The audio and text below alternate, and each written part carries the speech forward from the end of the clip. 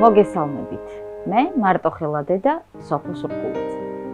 პირველ რიგში ძალიან დიდი მადლობა მინდა გადაგიხადოთ იმისათვის, რომ აქტიურად YouTube-ზე, TikTok-ზე ძალიან ბევრი ნახვებია, ძალიან ბევრი კომენტარებია და გამოხმაურება უამრავი, რაც ძალიან მახარებს.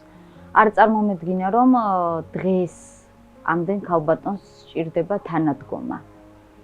თუნდაც სიტყვიერი, თუნდაც უბრალოდ კეთილი რჩევა.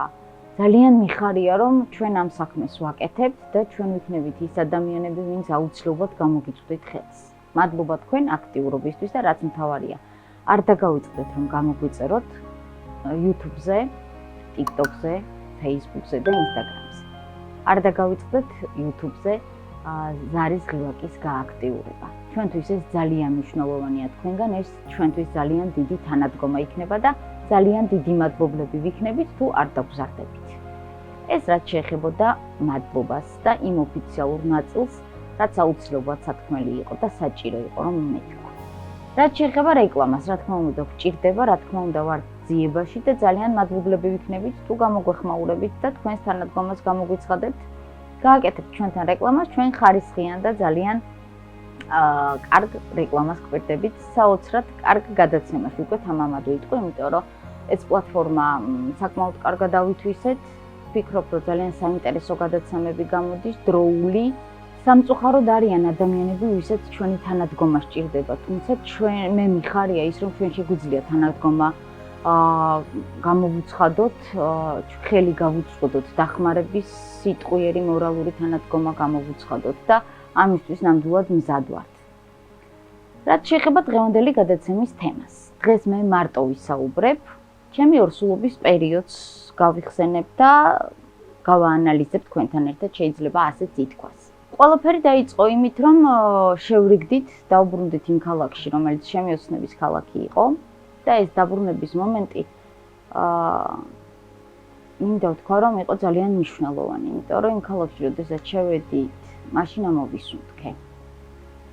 თითქოს მანამდე ცოცხალი არ ვიყავი და ვერ ვსუნთქავდი და იქ ქალაქში შესვლის მომენტში გავცოცხლდი და რაღაც სხვა სუნთქვით ამოვისუნთქე. ძალიან კარგი პერიოდი იყო. მშვიდი გარემო. თუმცა, რა თქმა უნდა, სირთულეები იყო, თუნდაც იმ მხრივ, რომ მე არ ვმუშაობდი, უკვე აღარ ვმუშაობდი.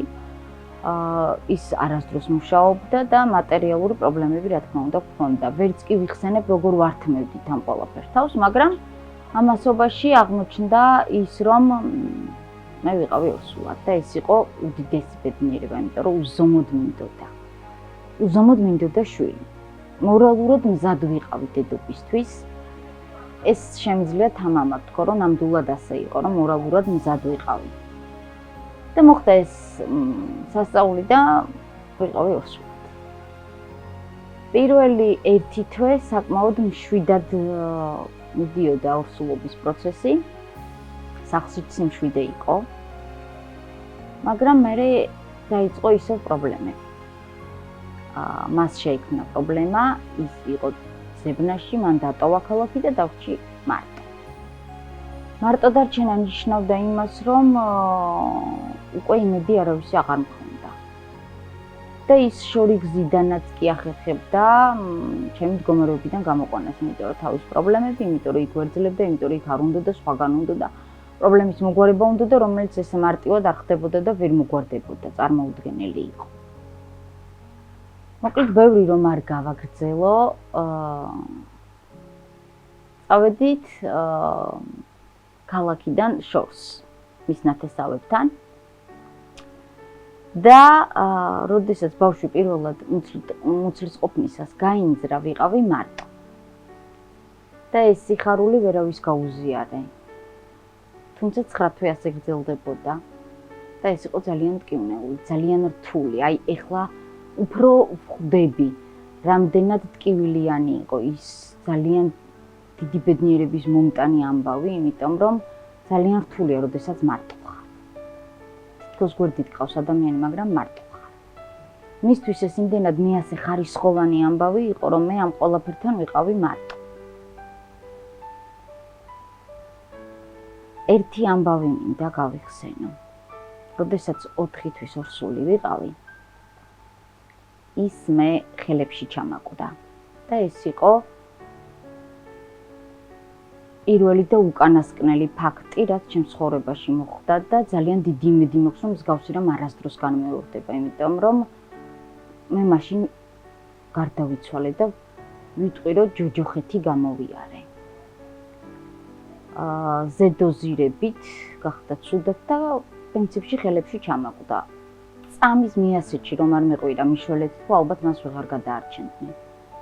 თუმცა გადაარჩინეს, რაც ძალიან რა თქმა უნდა კარგია რომ ასე დასრულდა, მაგრამ ეს იყო უდიდესი ნერვიულობის ტოლფასი. და ნოთქეთვის ორსული. იყო მისი ხშირი აგრესია, წყობიდან გამოსვლა და პირველად მაშინ მივხვდი ფრაზა რას ნიშნავდა თვალებიდან ნაპერწკლების ყრა. როდესაც ფეხში სკამი მომხვდა, მაშინაც 4 თვის ორსული ვიყავი, აი მაშინ თვალებიდან ნაპერწკალი გადმოყარე ნამდვილად ისეთი სიმწარე იყო. მე დაიწყო ომი 2008 წლის. და მე იქიდან წამოვედი. იმიტომ რომ დედა ჩემი ჩამოვიდა და დავბრუნდი სახლში. დავბრუნდი სახლში და იყო ჭიდაობა. მთელი დარჩენილი 5 თვე. ის ტელეფონით ხან ჩხუბობდა, ხან მემუქრებოდა. მოკლედ ჭიდაობაში ვიყავით, ბევრი რომ არ გავაგრძელოთ, თუმცა ვამბობდი ჩემ თავს ვეუბნებოდი რომ მე არ უნდა მენერვიულა, გონება უნდა ჩამეკეტა და ბავშვისთვის ჩემ ნერვიულობა არ შეიძლებოდა და ზიანი არ უნდა მიმეყენებინა, მაგრამ ემოციურად ეს იყო ურთულესი. რომ მე იმ ფაქტზე რაც ხდებოდა, ემოცია არ მქონოდა და არ მენერვიულა. გამორიცხული ამბავი იყო, მაგრამ ვცდილობდი მაქსიმალურად მსუბუქად შემეხედა და გადამეტანა ეს ყველაფერი.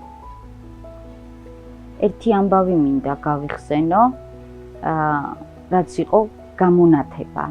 როდესაც თეატრში დამპატიჟა ჩემმა ბიძაშვილმა და წავედით, ალბათ პირველი გასვლა იყო ჩემი ესეთი დიდხნიანი სახლიდან, იმიტომ რომ ძირითადად სახლში ვიყავი, სეირნობდი რა თქმა უნდა ორსულობის დროს, რაც აუცილებელია. ძალიან ლამაზად მახსენდება ეს დღე, იმიტომ რომ მარჯანიშვილის თეატრის მცირე დარბაზში ვიყავი ძალიან კარგ სპექტაკლზე, მე ჩაიდავლიეთ და ესე ლამაზად დასრულდა. საღამო და მოვედი სახლში და ეს ისე ნათლად ჩამრჩა მეხსიერებაში რაღაც ნათელ წერტილად. 30 დეკემბერს იყო ბოლო დღე, ან ტკივილები უნდა დამწყებოდა, ან დამაჩქარებლებს გამიკეთებდნენ. რომ მივედი სამშობიაროში, აღმოჩნდა რომ მჭირდებოდა საკეისრო. ჩემი პირველი მისვლა იყო სამშობიაროში და ზოგადად საავადმყოფოში არასდროს ვიყავი ნამყოფი, ამიტომ შიშის ფაქტორიც იყო, ფსიქოლოგიურად არ ვიყავი მზად იმისთვის, რომ მე საკეისრო უნდა გამეკეთებინა, რადგან მანამდე არ მქონია ამის ჩვენება. რომ საკეისრო დამჭირდებოდა და იქ სრულიად მივენდა ექიმებს. გამოჩნდა ნიკოლოზი. პრინციპში უკვე ჩემხილა დაიბადა. ძალიან კარგი ბიჭი, ძალიან წესიერი და სამშობიაროში რაც მახსოვს სირთულე ეს იყო ის, რომ საკმაოდ შეშინებული და დაძაბული და დაზაფრული ვიყავი. ვერ სწორდებოდი, იმიტომ რომ სულ რაღაც შიში მქონდა. და ღამე გამეღვიძა, ბავშვის ტირილი მესმოდა და აი დარწმუნებული ვიყავი, რომ იყო ტიროდა ჩემი შვილი და კედელ გავედი. და მართლა ჩემი შვილი ტიროდა, შემოვიყვანე და ალბათ დეპრესია იყო მაშინ. არ ვიცოდი რომ ამას დეპრესია ერქვა. როდესაც ნიკუშა ტიროდა, სანამ ნიკუშამდე მივიდოდი, დრო მჭირდებოდა, სწრაფად ვერ ვდგებოდი, რახან ნაკეისრალი ვიყავი და ვიწყებდი ტირილს, იმიტომ რომ მეგონა რომ ძალიან დიდი დრო გადიოდა და ბავშვი წუხდა ამის გამო და ძალიან განვიცდიდი. 8 დღე დავყავი სამშობიაროში და წამოვედი სახლში. სახლში მე უფრო დავმშვიდდი. თუმცა სახლში გამოსვლის ცერემონია არ იყო ისეთი, როგორც დღეს არის. დღესასწაული, რომ მიდიხარ სახლში ბუშტებით, მორთული ლამაზი ოთახი გვხვდება, ყვავილები, საყვარელი ადამიანი, რომელიც გელოდება და რომელიც შენთან ერთად იზიარებს იმ სიხარულს და იმ სიყვარულს, რომელიც შვილის მიმართ გაქვს. ყველანაირი პასუხისმგებლობა მხოლოდ ჩემ თავზე იყო და ეს სიყვარულიც მხოლოდ ჩემი იყო. გამზიარებელი არავინ მყავდა. ანუ გულისხმობ მე უღლეს, თორე გარშემო უამრავი ჩემი ნათესავი, ჩემი ოჯახის წევრები, ჩემი მშობლები, ჩემი მეგობრები. მაგრამ ეს სულ სხვა მომენტია, როდესაც შენი მე გყავს, გვერდით, ეგ სულ სხვა მომენტია, როდესაც მარტო შენი კი არ არის შვილი, იმისიც არის და აქ სხვანაირად ხდება გადანაწილება ამის. თუმცა ნიკუშა ძალიან კარგი გასაზრდელი ბავშვი იყო, არ იყო მტირალა. ღამეების თენება ნამდვილად არ მიწევდა არც მე, არც დედაჩემს.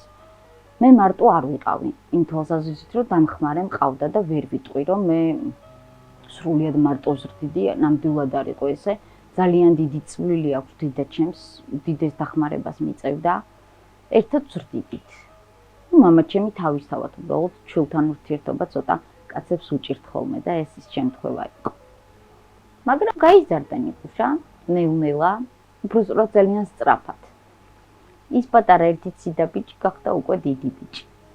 ხო და კარგი პერიოდიც იყო ძალიან, მაგრამ ძალიან რთული იყო. რთული დასაცავია სიყვარული, რომ მე ჩემი სიყვარულით ჩემი შვილი არ დავახრჩო, ბალანსი უნდა დავიცვა და ეს ხანდახან მიჭირს, მაგრამ მისივე დახმარებით ამ პრობლემას ვაგვარებ და ვაბალანსებ. ყოველ შემთხვევაში ვცდილობ ვიყო კარგი დედა.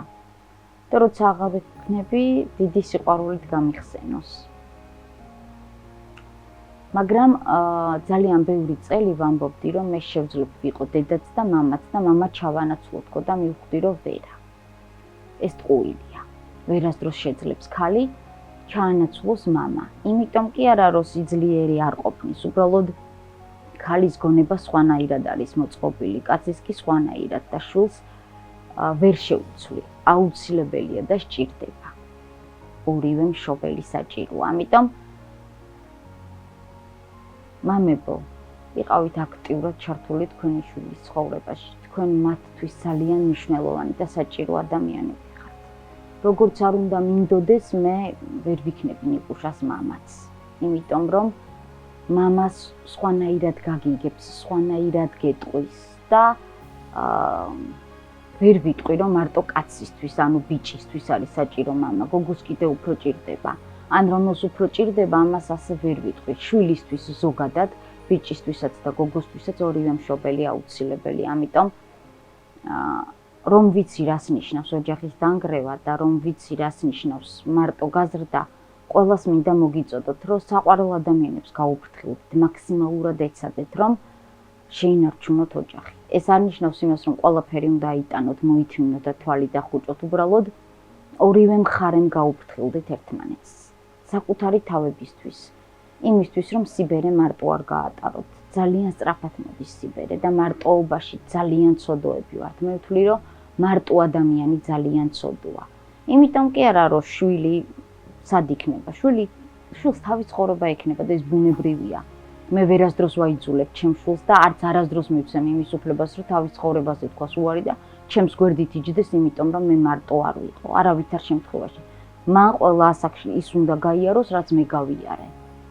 მას მისი ცხოვრება უნდა კონდეს და მყარად უნდა იდგეს ფეხზე, მეგობრები უნდა ყავდეს, უნდა იმოგზაუროს, უნდა ისწავლოს, ცხოვრება უნდა იგენოს. მაშინ, როცა ის ასაკია, როცა ცხოვრება უნდა იგენო. ამიტომ გაუფრთხილდეთ ერთმანეთს, გიყვარდეთ ერთმანეთი და რაც მთავარია, შვილებს მიეცით ძალიან დიდი სიყვარული, მამებმაც, დედებმაც. იმიტომ რომ შვილისთვის ორივე აუცილებელი და საჭიროა. მადლობა. და აქვე მინდა გითხრათ ის, რომ არ დაგავიწყდეთ ჩვენი გამოწერა ყველა პლატფორმაზე. გვჭირდება თქვენი თანადგომა და მადლობა აქტიურობისთვის. არ დაგავიწყდეთ გააქტიუროთ ზარი YouTube-ზე.